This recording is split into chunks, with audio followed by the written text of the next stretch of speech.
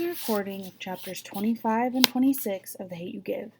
Please make sure you're following along in the PDFs provided in Echo.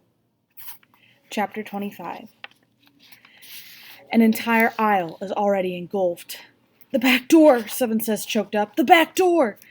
Chris and Devante follow us down the narrow hall near Daddy's office. It leads to the restroom and the back door where the delivery's unloaded. Smoke's already filling the hall. Seven pushes the door. It doesn't budge. He and Chris ram their shoulders against it, but it's bulletproof, shoulder-proof, everything-proof. The burglar bars wouldn't let us out anyway. "Start! My keys!" Seven croaks. I shake my head. I gave them to Goon, and the last time I saw them, he left them in the front door. Devante coughs. It's getting harder to breathe with all the smoke. "Man, we can't die up in here. I don't want to die." "Shut up," Chris says. "We're not going to die." I cough into the crook of my arm. "Daddy may have a spare," I say, and my voice is thin, "in his office." We rush back down the hall, but the office door is locked too.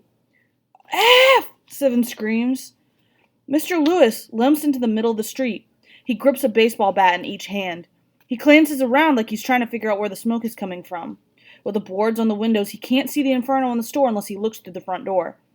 "Mr. Lewis!" I scream as loud as I can. The guys join in. The smoke strangles our voices. The flames dance feet away, but I swear it's like I'm standing in them. Mr. Lewis limps toward the store, squinting his eyes. They widen as he looks in through the door, straight at us on the other side of the flames. "Oh, Lord!" He limps into the street faster than I've seen him move. "Help! Help! These kids are stuck in here! Help!" There's a loud crackling to our right. The fire takes out another shelf. Mr. Rubin's nephew, Tim, runs over and opens the front door, but the flames are too much. "Go to the back door!" he calls to us. Tim almost beats us getting there. He yanks hard on the door and the glass rattles. The way he's pulling, the door will come off eventually, but we don't have eventually time, though. Tires screech outside. Moments later, Daddy runs up to the back door. "Watch out," he tells Tim, moving out of the way. Daddy fumbles for his keys and sticks several in the lock while muttering, "Please, God, please." I can barely see Seven, Chris, or Devante for all the smoke, and they're coughing and wheezing next to me. A click, the doorknob turns, the door flies open. We rush out. Fresh air fills my lungs. Daddy pulls me and Seven through the alley, around the corner, and across the street to Rubens. Tim gets Seven and Devante and Chris. They make us sit on the sidewalk. Tires screech again, and Mama goes, "Oh my God." She runs over, and Uncle Carlos is on her heels. She holds my shoulders and helps me lie down on the sidewalk. "Breathe, baby," she says. "Breathe." But I have to see. I sit up. Daddy attempts to run into the store for God knows what. The flames swat him back. Tim rushes a bucket of water from his uncle's restaurant. He runs into our store and douses it on the flame, but he's forced to jump back too. People trickle onto the street, and more buckets of sloshing water are hauled into the store. Miss Yvette carries one from her beauty shop. Tim tosses it onto the fire. Flames eat away at the roof, and smoke billows from the windows of the barber shop next door. "My shop!" Mr. Lewis cries. Mr. Rubin stops him from running towards it. "My shop!" Daddy stands in the middle of the street, breathing hard, looking helpless. A crowd has gathered, and people watch with their hands pressed to their mouths. Bass rattles nearby. Daddy slowly turns his head. The gray BMW is parked at the intersection near the liquor store. King leans up against it. Some other King lords stand alongside him and sit on the hood of his car. They laugh and point. King stares straight at Daddy and takes out his cigarette lighter. He sparks a flame. Aisha said King was going to F us up because I dry snitched. That meant my whole family. This is it. "You son of a bee!" Daddy marches towards King, and King's boys advance towards Daddy. Uncle Carlos stops him. The King lords reach for their pieces and tell Daddy to bring it. King laughs like it's a comedy show. "You think this shit funny?" Daddy yells. "Punk ass always hide behind your boys." King stops laughing. "Yeah, I said it. I ain't scared of you. You ain't shit to be scared of, trying to burn up some kids, you coward." "Oh, Mama starts for King, and Uncle Carlos has to work overtime to hold her back, too. "He burned Maverick's store down," Mr. Lewis announces to everybody in case we didn't hear. "King burned Maverick's store down." It bubbles around the crowd, and narrow eyes set on King. Of course, that's when the cops and fire truck decide to show up. Of course, because that's how it works in Garden Heights. Uncle Carlos convinces my parents to back away. King lifts his cigar to his lips, eyes gleaming. I want to get one of Mr. Lewis's baseball bats and knock him upside the head. The firefighters get to work. The cops order the crowd to back up. King and his boys are really amused now. Shit, it's like the cops are helping them out. You need to be getting them, Mr. Lewis says. They the ones who started the fire. Old man don't know what he talking about, King says. All this smoke done got to him. Mr. Lewis starts to charge at King and an officer has to hold him back. I ain't crazy, you did start it. Everybody know it. King's face twitches. You better watch yourself, lying on folks. Daddy glances back at me, and there's this expression on his face that I've never seen before. He turns around to the cop who's holding Mr. Lewis and says, He ain't lying. King did start it, officer. Holy shit. Daddy snitched. It's my store, he says. I know he started the fire. Did you see him do it? The cop asks. No, that's the problem. We know King did it, but if nobody saw it... I saw him, Mr. Rubin says. He did it. I saw him too, Tim says. So did I, Miss Yvette adds. And shit, now the crowd is echoing the same thing, pointing at King and his boys. I mean, everybody's snitching. The rules no longer apply. King reaches for his car door, but some of the officers draw their guns and order him and his boys to the ground. An ambulance arrives. Mama tells them about our smoke inhalation. I snitch and tell them about Devante, although his black eye makes it pretty obvious he needs help. They let the four of us sit on the curb, and they put oxygen masks on us. I thought I wasn't that bad anymore, but I forgot how nice clean air is. I've been breathing in smoke since I got to Garden Heights. They look at Devante's side. It's purple looking, and they tell him he's going to need to go in for x-rays. He doesn't want to go in the ambulance, but Mama assures the paramedics that she'll take him in herself. I rest my head on Chris's shoulder as we hold hands, oxygen masks on both of us. I'm not going to lie and say tonight was better because he was here. Frankly, this has been one effed up night. Nothing could make it better. But it doesn't hurt that we went through it together. My parents come our way. Daddy's lips thin, and he mumbles something to Mama. She elbows him and says, Be nice. She sits between Chris and Seven. Daddy hovers over me and Chris at first, as if he's expecting us to make room for him. Maverick, Mama says. Aight. He sits on the other side of me. We watch the firefighters put out the flames. No point, though. They're only saving a shell of the store. Daddy sighs, rubbing his bald head. Damn, man. My heart aches. We're losing a family member, for real. I've spent most of my life in that store. I move my head off Chris and rest it on Daddy's shoulder. He puts his arm around me and kisses my hair. I don't miss that smug look that crosses his face. Petty. Wait a minute, he pulls away. What the hell y'all been? That's what I want to know, Mama says, acting like you can't answer my texts or calls. Really? Seven and I almost died in a fire and they're mad at us because we didn't call them? I lift my mask and say, It's been a long night. Oh, I'm sure it was, Mama says. We got ourselves a little radical, Maverick. All on the news, throwing tear gas at cops. After they threw it at us, I point out. What? Daddy says, but in that impressed way. Mama cuts him a side eye and he says in a more stern tone, I mean, what? What you do that for? I was mad. I fold my arms onto my knees and stare at my Tims through the gap. That decision wasn't right. Daddy puts his arm around me again and rests his head against mine. A daddy snuggle. Nah, he says. It wasn't. Hey, Mama beckons me to look at her. The decision may not have been right, but that's not your fault. Remember what I said? Some things will go wrong, but the key is to keep doing right. My eyes drift to my Tims again. Khalil still deserved better than that. Yeah, her voice thickens. He did. Daddy looks past me at my boyfriend. So, plain-ass Chris. Seven snorts, Devante snickers, and Mama goes, Maverick, as I say, Daddy! Hey, at least it's not white boy, Chris says. Exactly, Daddy says. It's a step up. You gotta earn my tolerance in increments if you gonna date my daughter. Lord, Mama rolls her eyes. Chris, baby, you been out here all night? The way she says it, I can't help but laugh. Excuse me. She's basically asking him, you do realize you're in the hood, right? Yes, ma'am, Chris says. All night. Daddy grunts. Maybe you do got some balls then. My mouth drops and Mama says, Maverick Carter! Seven and Devontae crack up. But Chris says, yes, sir, I'd like to think I do. Damn, says Seven. He reaches to give Chris dap, but Daddy cuts him a hard eye and he pulls his hand back. Aye, plain-ass Chris, Daddy says. Boxing gym next Saturday, you and me. Chris lifts his oxygen mask so fast. I'm sorry, I shouldn't have said... Calm down, I'm not gonna fight you, Daddy says. We're gonna train, get to know each other. You've been seeing my daughter for a minute now. I gotta know you, and you can learn a lot about a man at the boxing gym. Oh, Chris's shoulders relax. Okay. He puts the oxygen mask on.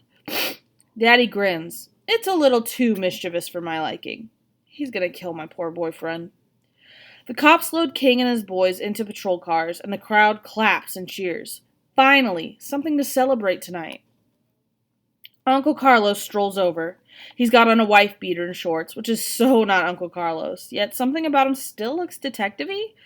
He's been in cop mode since his colleagues arrived. Uncle Carlos gives this old man grunt as he lowers himself onto the sidewalk next to Devontae. He grabs the back of Devontae's neck the same way Daddy grabs Seven's. Man hugs, I call them. I'm glad you're safe, kid, he says, even if you do look like a truck ran you over twice. You not mad I left without telling y'all? Of course I'm mad. I'm actually pissed, but I'm happier that you're safe. Now my mom and Pam, that's a whole different story. I can't save you from their wrath. Are you putting me out? No. You're grounded, probably for the rest of your life, but that's only because we love you. Devontae cracks a smile. Uncle Carlos pats his knees. So, thanks to all these witnesses, we should get King for arson. Oh, for real, Daddy says? Yep, it's a start, but not really enough. He'll be out by the end of the week. And back to the same old shit, with targets this time. If y'all knew where King's stash was, Devontae says, would that help? Uncle Carlos says, probably, yeah. If somebody agreed to rat on him, would that help? Uncle Carlos turns completely towards him. Are you saying you want to turn witness? I mean, will it help Kenya, her mama, and her sister? If King went to jail, says Seven, yeah, a lot. It will help the whole neighborhood, honestly, Daddy says. And I'll be protected? Devontae asks Uncle Carlos. Absolutely, I promise. And Uncle Carlos always keeps his promises, I say. Devontae nods for a moment. Well, then I guess I will turn witness. Well, holy shit again. You sure about that, I ask? Yeah, after seeing you face those cops the way you did? I don't know, man. It did something to me, he says. And that lady said our voices are our weapons, so I should use mine, right? So you're willing to become a snitch, Chris says. On King, Seven adds. Devontae shrugs. I already need the stitches. Might as well snitch. Excuse me.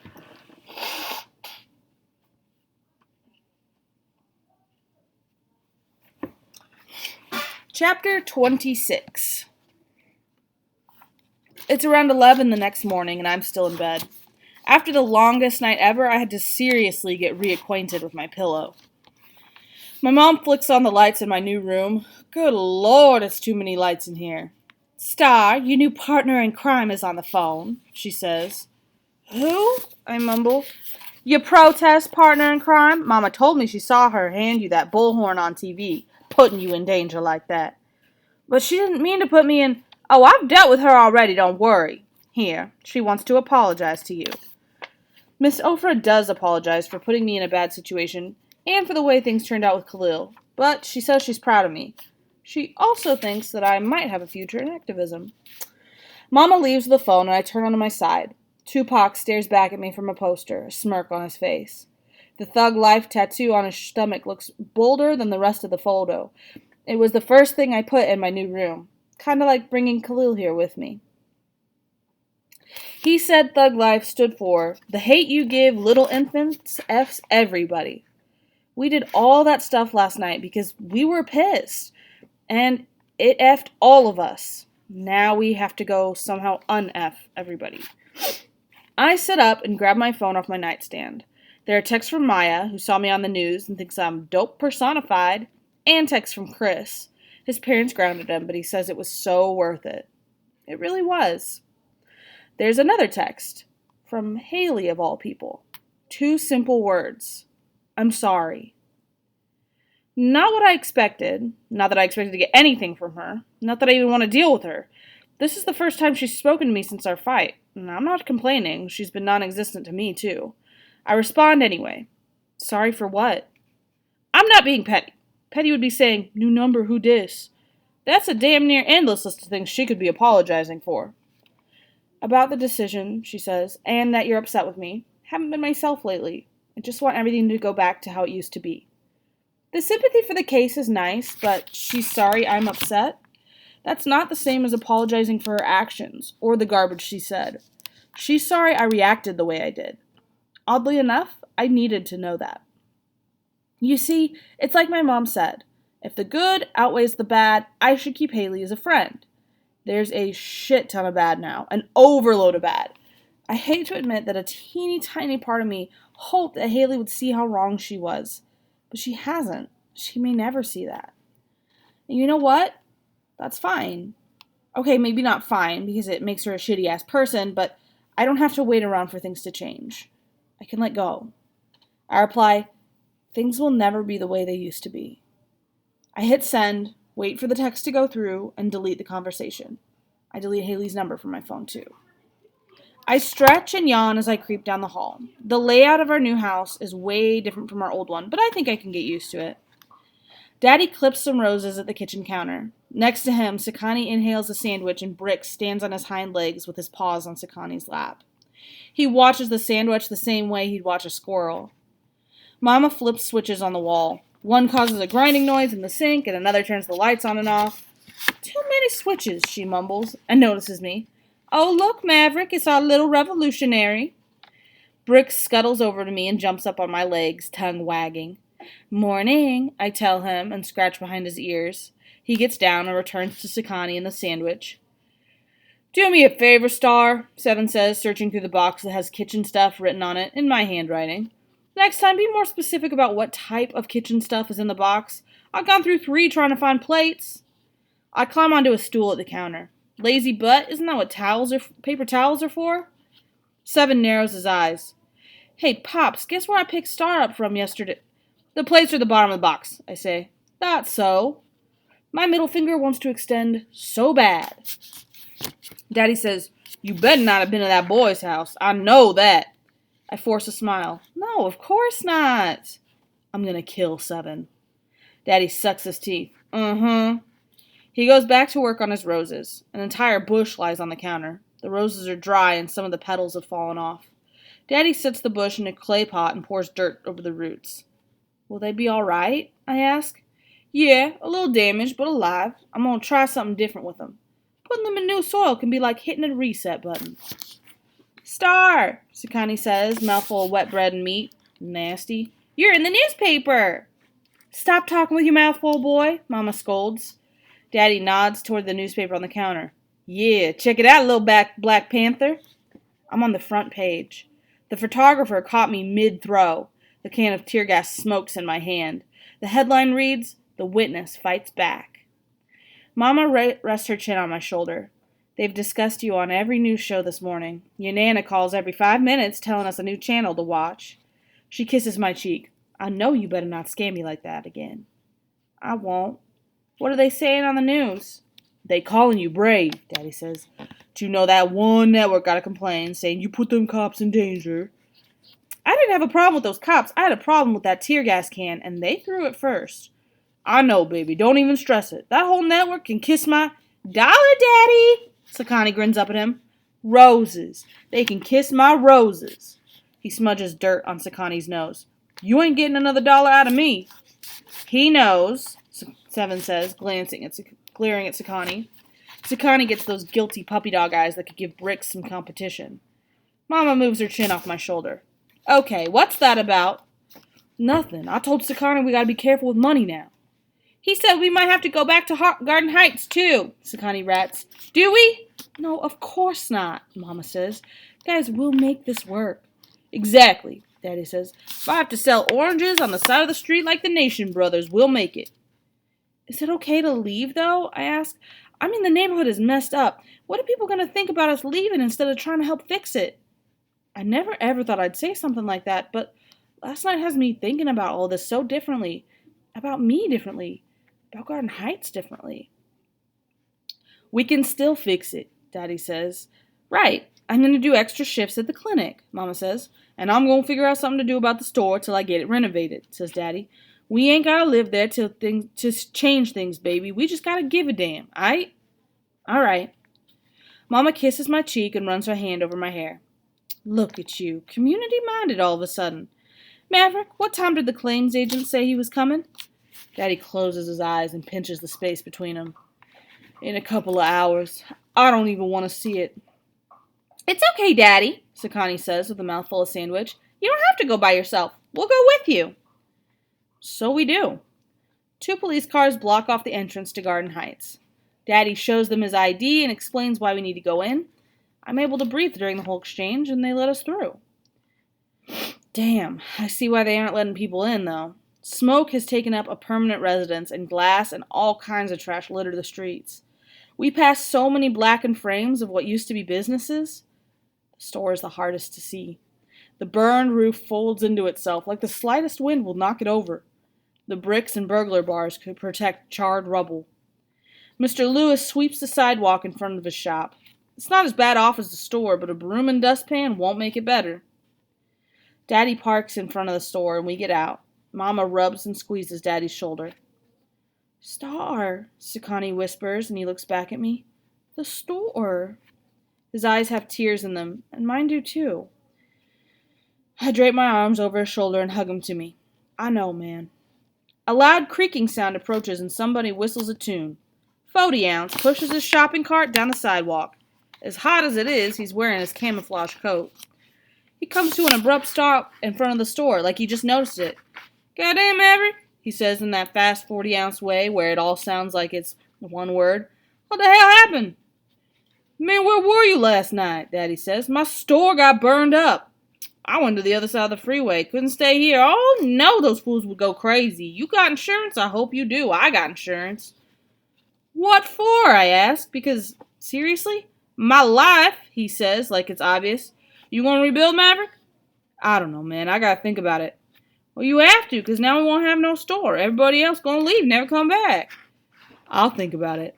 Okay, if you need anything, let me know. And he pushes his cart down the sidewalk, but comes to an abrupt stop again. The liquor store gone too? Oh, no! I snicker. Only 40-ounce. Mr. Lewis limps over with his broom. That fool got a point. Folks gonna need a store around here. Everybody else gonna leave. I know, Daddy says.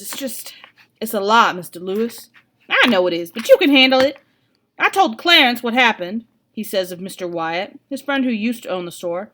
He thinks you ought to stick around.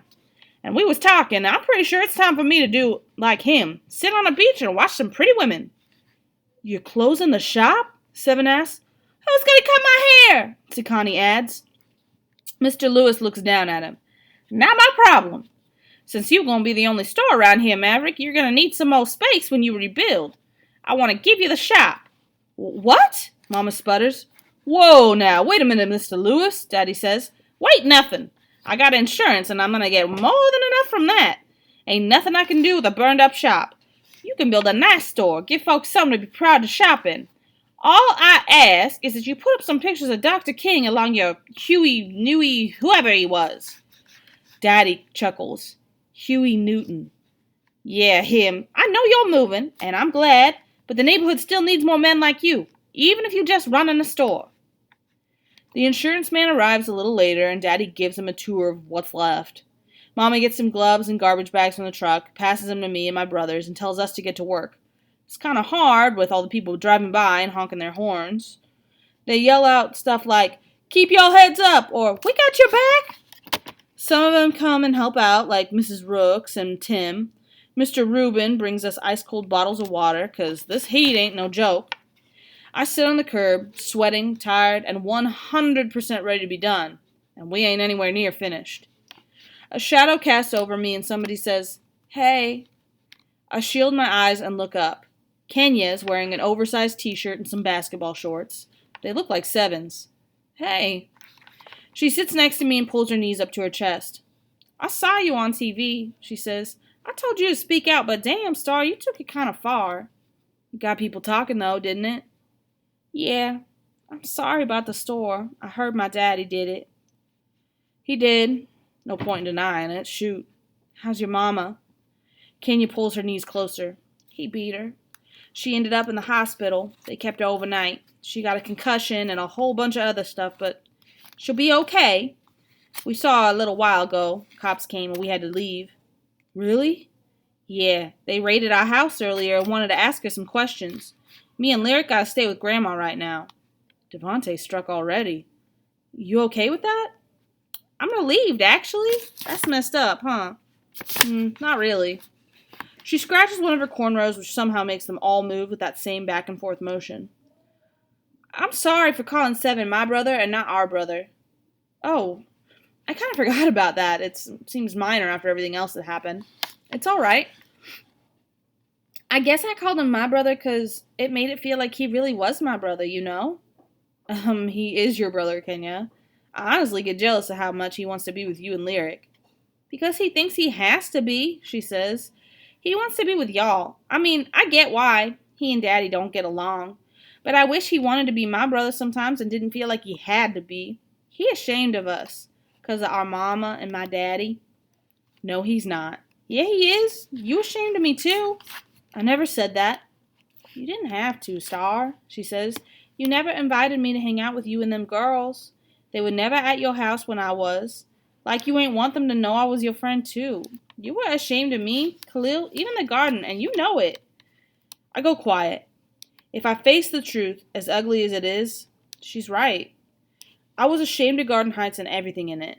It seems stupid now, though. I can't change where I came from or what I've been through, so why should I be ashamed of what makes me, me? That's like being ashamed of myself. Nah, F that. Maybe I was ashamed, I admit, but I'm not anymore. And Seven's not ashamed of you, your mama, or Lyric. He loves y'all, Kenya. So like I said, our brother, not just mine. Trust, I'm more than happy to share if it means getting him off my back. He can be a pain in the ass, can't he? Girl, yes. We laugh together. As much as I've lost, I've gained some good stuff too, like Kenya. Yeah, all right, she says. I guess we can share him. Chop, chop, Star, Mama calls, clapping her hands as if they'll make us move faster. Kenya, I got a bag and some gloves with your name on it if you want to help out. Kenya turns to me like, seriously? I can share her too, I say. Matter of fact, please take her. We laugh and stand up. Kenya glances around the rubble. More neighbors have joined in on cleaning up, and they form a line that moves trash out of the store into the trash cans on the curb. So what y'all gonna do now? Kenya asks. With the store, I mean. A car honks at us, and the driver yells out to let us know he has our back. The answer comes easily. We'll rebuild.